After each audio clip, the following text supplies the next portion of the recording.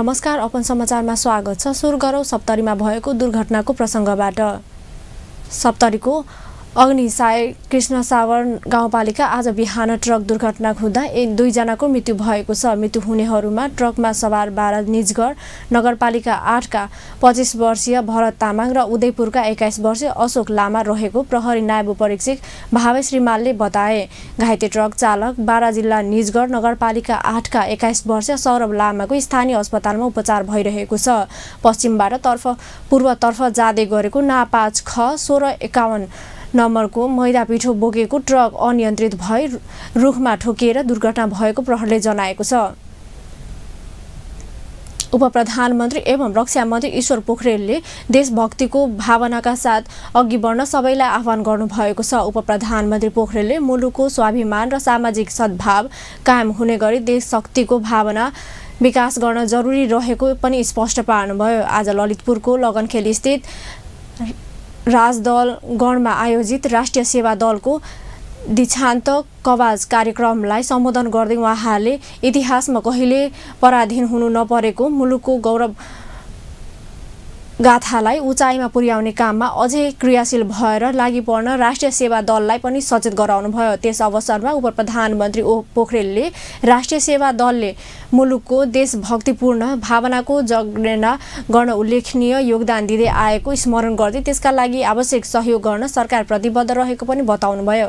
देशभक्तिको भावनाबाट इमानी विचार बोकेर अगाडि बढ्नुपर्ने जरुरत छ। हामी देशभक्तिको भावना, स्वावलम्बी भावना र सामाजिक सद्भावलाई अगाडि बढाउने भावनाबाट अभिप्रेरित बन्दै अगाडि बढ्नुपर्ने जरुरत छ।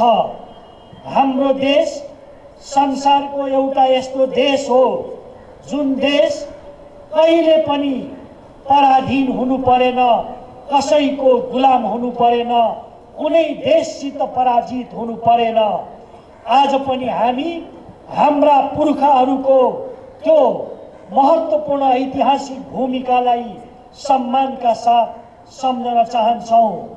हामी राष्ट्रिय सेवा दलमा सहभागी भएर यसमा तालिम लिइरहँदा, यसमा हामीले प्रशिक्षित भइरहँदा हाम्रो राष्ट्रवादी भावनालाई सधैँभरि उचा उठाउनु पर्ने, इतिहासको गौरव गाथालाई सधैँ अगाडि बढाउनु पर्ने जरुरत छ।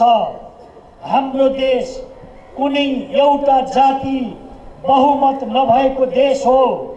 बहुजाति, बहुभाषा, बहुधर्म र संस्कृति भएको देश हो। यसको अर्थ हामी सबै जातिका जनताहरूको बीचमा सम्मान भाव राख्छौँ। सबै धर्म, सबै क्षेत्र, सबै संस्कृतिका जनतालाई हामीले समान ढङ्गले सम्मान। उपप्रधानमन्त्री पोखरेलले मुलुक बहुजातीय, बहुधार्मिक र बहुसंस्कृतिले युक्त रहेको स्मरण गराउँदै सबै जातिका समुदायलाई समान सम्मान गरेर अघि बढ्न सरकार तयार रहेको पनि बताउनुभयो।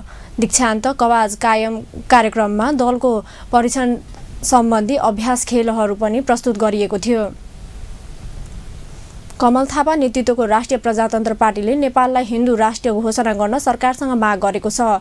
अध्यक्ष थापाले आज काठमाडौँमा पत्रकार सम्मेलन गरी संविधानमा रहेको धर्म निरपेक्षता तत्काल खारेज गरी पूर्ण धार्मिक स्वतन्त्र सहित हिन्दू राष्ट्र घोषणा गर्न सरकारसँग माग गर्नुभएको हो। उहाँले राज संस्था सहितको सबै राजनीतिक शक्तिहरू हटाउने, मौलिक प्रजातन्त्र कायम गर्न अविलम्ब सर्वपक्षीय गोलमेज सम्मेलन गर्न पनि सरकारलाई दबाब दिनुभयो। पार्टीले संघीयताबारे जनमत बुझ्न राष्ट्रिय जनमत संग्रह गर्नुपर्ने लगायतका 22 बुँदे माग सरकारसँग राखेको छ। ती मध्ये तत्काल गर्नुपर्ने माग पूरा नभए चैत्रको पहिलो हप्ताबाट सरकार विरुद्ध सशक्त सङ्घर्ष गर्ने अध्यक्ष थापाले चेतावनी दिनुभयो। उहाँले सरकारलाई सो माग तत्काल पूरा गराउन दबाब दिन फागुन 7 गतेबाट जनसङ्घर्षको कार्यक्रमलाई पनि सुरुवात गर्ने घोषणा गर्नुभयो। फागुन मसान्तसम्म पनि पार्टीले राखेको माग पूरा गर्न सरकार तयार नभए चैत्रको पहिलो हप्ताबाट सरकार विरुद्ध कडा आन्दोलन गर्न बाध्य हुने पनि चेतावनी अध्यक्ष थापाले दिनुभयो। सरकारले सकारात्मक सम्बोधन गरोस् भन्ने जनमत संग्रह गरियोस्। 4 देश टुक्राउन हाम्रा मागहरुमा सरकारले सकारात्मक सम्बोधन गरोस् भन्ने हाम्रो अपेक्षा छ। फागुन मसान्तसम्ममा पनि हाम्रा मागहरु पूरा नभएमा चैतको पहिलो हप्ताबाट देशव्यापी संघर्षको कार्यक्रम सञ्चालन हुनेछ। यही बीचमा जनसंघर्षलाई सफल तुल्याउन र हाम्रा मागहरु पूरा गराउनका निमित्त सशक्त जनदबाव र जनमत सिर्जना गर्ने र संघर्षको निमित्त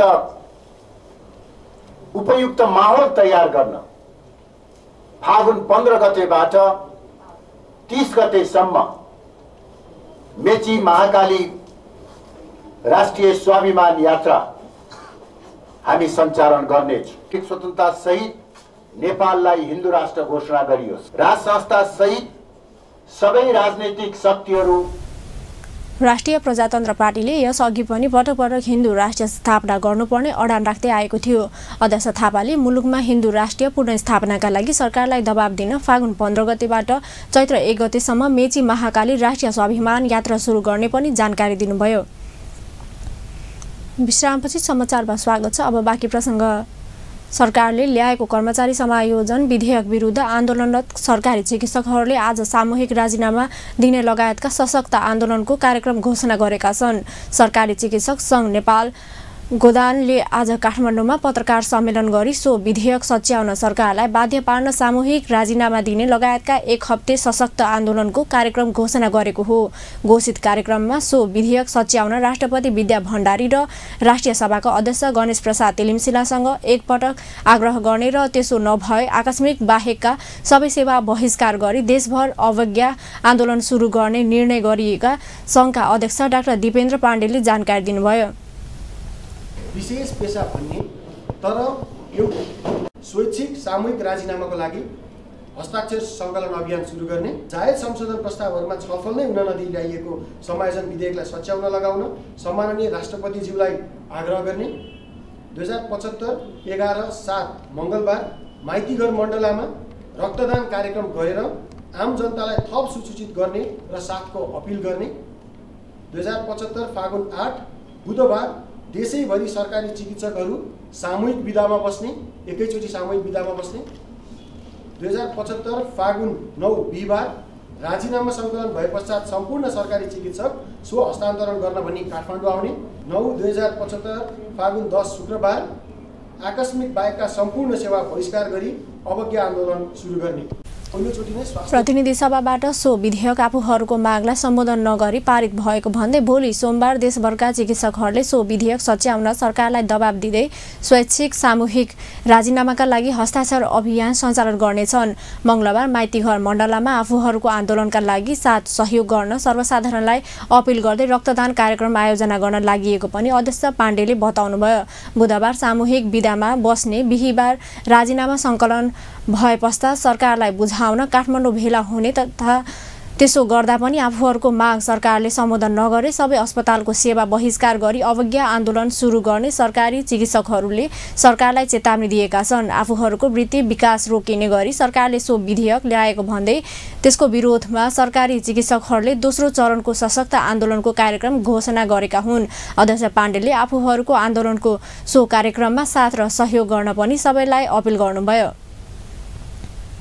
संसदीय सुनवाई विशेष समितिले प्रस्तावित राष्ट्रिय प्राकृतिक स्रोत तथा वित्तीय आयोगका अध्यक्ष बालानन्द पौडेल र राष्ट्रिय समावेशी आयोगका अध्यक्ष शान्तराज सुवेदीको सुनवाई फागुन 7 गते मंगलबार गर्ने भएको छ। समितिको आज सिंहदरबारमा बसेको बैठकले संवैधानिक परिषदले गरेका सिफारिस गरेका राष्ट्रिय प्राकृतिक स्रोत तथा वित्त आयोगका अध्यक्ष पौडेल र राष्ट्रिय समावेशी आयोगका अध्यक्ष सुवेदीको सुनवाई फागुन 7 गते दिउँसो 12 बजे गर्ने निर्णय गरेको हो। संवैधानिक परिषदले गरेका विभिन्न 5 वटा आयोगका पदाधिकारीहरूमाथि एउटा मात्रै उजुरी समितिमा परेको छ। राष्ट्रिय मुस्लिम आयोगका अध्यक्ष सलिम अन्सारीमाथि मात्रै एउटा उजुरी परेको पाइएकाले त्यसको अध्ययन गरी उजुरीकर्तामाथि फागुन 7 गते नै छलफल गर्ने निर्णय गरिएको समितिका सभापति लक्ष्मणलाल कर्णले जानकारी दिनुभयो। यसको अपनत्व चाहिँ ग्रहण गर्न औपचारिक रूपमा आएन भने पनि यति नै कमसेकम 1 महिना अगाडिको चाहिँ प्लान। त्यसपछि माननीय सञ्चार तथा सूचना प्रविधि मन्त्री अन्तर्क्रिया आदि कार्यक्रमहरू सञ्चालन गर्न निःशुल्क रूपमा सूचनामूलक विशेषाङ्क अनि खालको गर्नुपर्छ। त्यो पनि 2 दिन अगाडि गर्नुभएको छ कार्यक्रम के छ? हामी कार्यक्रम तय गर्छौँ कि कार्यक्रमको प्रचार प्रसार गर्ने एउटा उपसमिति मात्र? माघ 6 गते बसेको संवैधानिक परिषद बैठकले राष्ट्रिय प्राकृतिक स्रोत तथा वित्त आयोगका अध्यक्षतामा पौडेल, राष्ट्रिय समावेशी आयोगका अध्यक्षतामा सुवेदी, मधेसी आयोगका अध्यक्षतामा डाक्टर विजय कुमार दत्त, थारू आयोगका अध्यक्षतामा विष्णुप्रसाद चौधरी र मुस्लिम आयोगका अध्यक्षतामा सलिम अन्सारीको नाम सिफारिस गरेको थियो। तर विपक्ष दलका नेता शेरबहादुर देउवाको अनुपस्थितिमा बसेको परिषद बैठकले गरेको सो निर्णयप्रति असहमति जनाउँदै कांग्रेसले पनि उनीहरूमाथिको संसदीय सुनवाई प्रक्रिया नै बहिष्कार गरेको छ। विश्रामपछि समाचारमा पूर्ण स्वागत छ। अब बाँकी प्रसंग। संघीय संसदको महिला तथा सामाजिक समिति अन्तर्गतको उपसमितिले छाउपडी कुप्रथा अन्त्यका लागि जनचेतनामूलक कार्यक्रमलाई अभियानकै रूपमा सञ्चालन गर्नुपर्ने निष्कर्ष निकालेको छ। सुदूरपश्चिमका सामाजिक कुप्रथाको रूपमा रहेको छाउपडी अन्त्यका लागि आवश्यक सुझाव दिन गठित उपसमितिले आज समितिमा बुझाएको प्रतिवेदनमा जनचेतनामूलक कार्यक्रमलाई अभियानकै रूपमा सञ्चालन गरेर मात्रै सो कुप्रथालाई अन्त्य गर्न सकिने उल्लेख गरिएको हो। छाउपडी कुप्रथा न्यूनीकरण गर्दै लैजान छाउ गोठमा बसेको सूचना दिने, छाउ गोठमा बस्न छाड्ने, छाउ वा उनका परिवारलाई तत्काल सम्मान स्वरूप पुरस्कार दिने व्यवस्था गर्नुपर्ने सुझाव पनि सरकारलाई दिएको छ। त्यसैगरी प्रतिवेदनले छाउपडी कुप्रथा मान्नेलाई तत्काल फिल्डबाटै आवश्यक कारबाही गर्ने कानुनी व्यवस्था गर्न पनि सरकारको ध्यानकर्षण गराइएको समितिका सचिव एकराम गिरीले जानकारी दिनुभयो। प्रतिवेदनमा सो कुप्रथा अन्त्यका लागि स्थानीय तहलाई आवश्यक बजेट, जनशक्ति र कानुनी व्यवस्था गर्नुपर्ने आवश्यकता पनि औल्याइएको छ। राखेका थिए। मिति 2075 सम्भव हुन्छ तुरुन्तै तर्जुमा गर्नु, स्थानीय कर छुट गर्ने, आवश्यक पलङ, ओछ्यान, लुगाफाटा, प्याड निःशुल्क वितरण गर्ने, आवश्यक बजेट, जनशक्ति र कानुनी व्यवस्था गरी स्थानीय तहलाई अधिकार सम्पन्न बनाइनु पर्ने। कुल देवता लगायत अन्य देवी देवता रिसाउने, पाप लाग्ने, अन्नबाली नासुने। समितिको प्रतिवेदनमा छाउ हुँदा विद्यालय जानबाट वञ्चित भएको, यौन हिंसा र हिंस्रक जनावरको आक्रमणको शिकार समेत हुनु गरेको डरलाग्दो तथ्याङ्क पनि उल्लेख गरिएको छ। समितिको गत माघ 15 गते बसेको बैठकले छाउपडी कुप्रथा अन्त्यका लागि आवश्यक सुझाव दिन समितिका सदस्य गणेश सिंह ठगुना, संयोजक तथा अमृता थापा, गंगा चौधरी, बिमला नेपाली, रुही नाजी मिकरानी र लालबहादुर थापा सदस्य रहेको उपसमिति गठन गरेको थियो। समितिकी सभापति निरुदेवी पालले छाउपडी, बोक्सी लगायतका सामाजिक विकृति र कुप्रथाको अन्त्यका लागि सरकारलाई आवश्यक निर्देशन दिने बताउनुभयो। राजनीतिक आस्था, स्वास्थ्य आदिमा हुनुपर्ने पुग्न नसकेको, सबै ठाउँमा सामाजिक चेतना एकै नासको छैन, फरक छ। भौगोलिक बनावटले पनि घर बस्तीसँगै नआउनु, सचेतनाका लागि समस्या परेको, अत सचेतनाका लागि एकीकृत बस्ती विकास गर्नुपर्ने समस्या रहेको, अम्बाको खुट्टा समेत पोलेको, आगोको धुवाँ र ओछ्यान। समितिले सामाजिक विकृति र कुप्रथाको अन्त्यका लागि मिलेर काम गर्न संघीय, प्रदेश र स्थानीय सरकारलाई काम गर्न आह्वान पनि गर्दै आएको छ।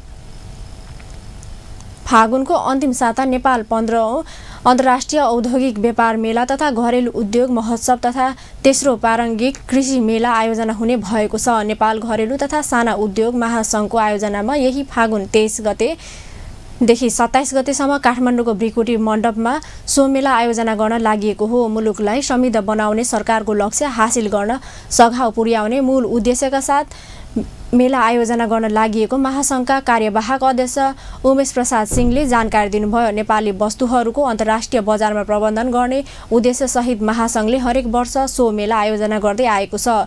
आइतबार महासंघले काठमाडौँमा पत्रकार सम्मेलन गरी मेलामा मुलुकभरका उद्योगीहरू, उद्यम सम्बन्धी प्रविधि प्रयोगकर्ताहरू, कृषि व्यवस्थामा संलग्न उद्यमीहरू सहभागी हुने जानकारी पनि दिएको छ।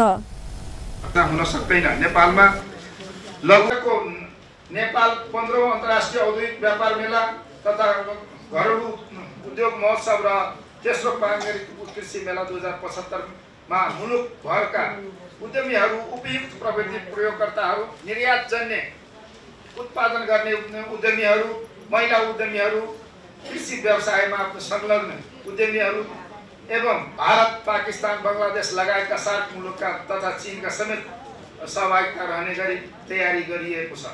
प्रदर्शनीमा 250 वटा स्टल रहनेछ भने 2 लाख भन्दा बढीले मेलाको अवलोकन गर्ने तथा 5 करोड भन्दा बढीको प्रत्यक्ष र 10 करोड भन्दा बढीको अप्रत्यक्ष कारोबार हुने लक्ष्य राखिएको छ। भारत, चीन, पाकिस्तान, बङ्गलादेश लगायतका सार्क राष्ट्रहरूका उद्योगीहरू समेत सहभागी हुने मेलामा 250 वटा स्टल तथा 2 लाख बढीले अवलोकन गर्ने अपेक्षा गरिएको छ। मेलामा 10 करोड भन्दा बढीको आर्थिक कारोबार हुने आशा पनि गरिएको छ। अब अन्तर्राष्ट्रिय समाचार।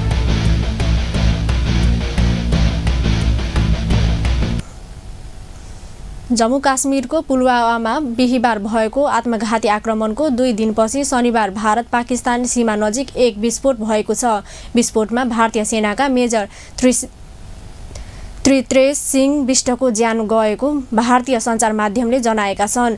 रक्षा प्रवक्ता लेफ्टिनेन्ट कर्णेल देवेन्द्र आन्दोलनले बताए अनुसार यो घटना राजौरीको नौसेरा सेक्टरमा भएको थियो। प्रवक्ता आनन्दका अनुसार शनिबार दिउँसो 3 बजेतिर मेजर नियमित गस्तीमा थिए। त्यतिबेला उनले भर्खरै खनेको माटो देखे। उनले तत्काल जमिनको तलासी लिन थाले। अचानक त्यही विस्फोट भयो। त्यहाँ विस्फोट पदार्थ राखिएको थियो। उनका साथ रहेका अर्का एक जवान गम्भीर घाइते भएका छन्। उनको उपचार भइरहेको छ। गएको बिहिबार भारतीय सुरक्षाकर्मीको एक बसमा कारबाट आत्मघाती आक्रमण भएको थियो। विस्फोटमा 42 जना भारतीय अर्धसैनिक बलका जवानहरूको ज्यान गएको थियो। यसलाई भारतीय सुरक्षाकर्मी उप विगत 2 वर्षमा भएको सबैभन्दा घातक आक्रमण मानिएको छ। अब खेल समाचार।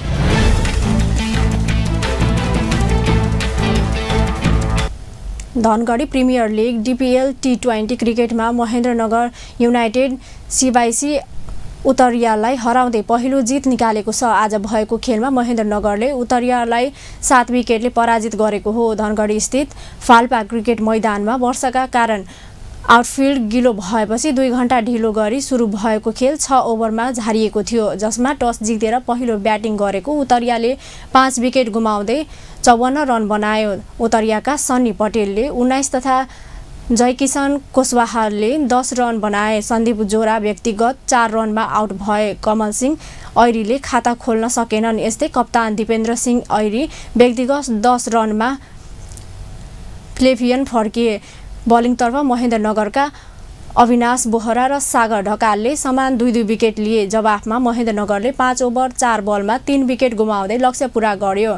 महेन्द्रनगरका लागि सुब्रमण्यम आनन्दले सर्वाधिक 17 रन योगदान गरे। आरिफ शेखले आवजित 15 रन जोडे। उत्तरियाका लागि भुवन कार्कीले 2 विकेट लिए। यो सँगै उत्तरियाले 2 खेल अगाडि नै प्लेअफमा पुग्ने मौका गुमायो भने महेन्द्रनगरले शीर्ष 4 को सम्भावना कायम राखेको छ।